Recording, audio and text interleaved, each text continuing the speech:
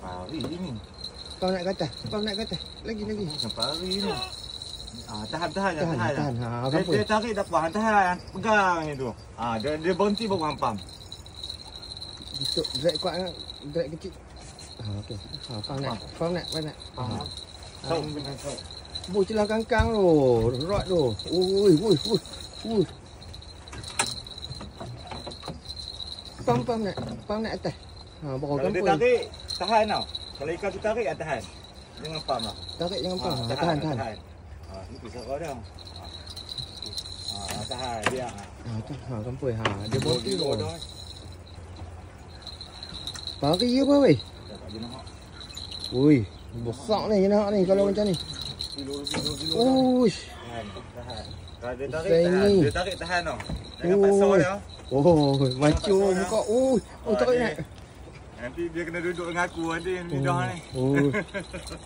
Pam. Jangan lagi. Jangan pam, biar. Dia tarik jangan pam. Angkat nak. Dia tarik jangan pam. Angkat nak. Tahan lah. Bagi dia sakit, angkat nak. Tahan, biar. Dia injuk tak apa. Ni, rod tu bagi pacak atas. Tak apa, biar. Jangan paksa tengok. Tak mau paksa. Bagi dia lemah, bagi dia lemah. Bah. Tengok kau player.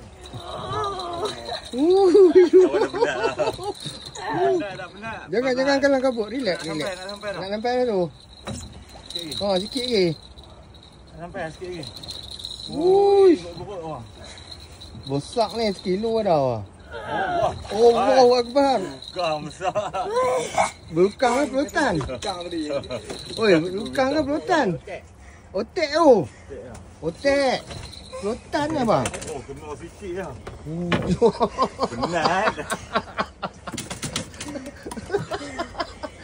Pelutan. Pelutan ni. Ni pelutan ni. Ni berukang. Bukan. Kena ubah ni tempat seluk ni. Nak kena ubah ni. Mau bersihnya dia. Boleh makan ni buat kari ni. Sedap ni. Penat. Penat. Penat. Tidak ni bagi dia angkat tu. Jangan buang ke. Tu dia. Boleh makan ni bersih ni. Nak makan tak? Makan lah. Boleh lah bersih cantik ni. Buat ni 3 rasa. Merah ni. Ikut merah. Ni ikut merah. Buat kari sedap ni.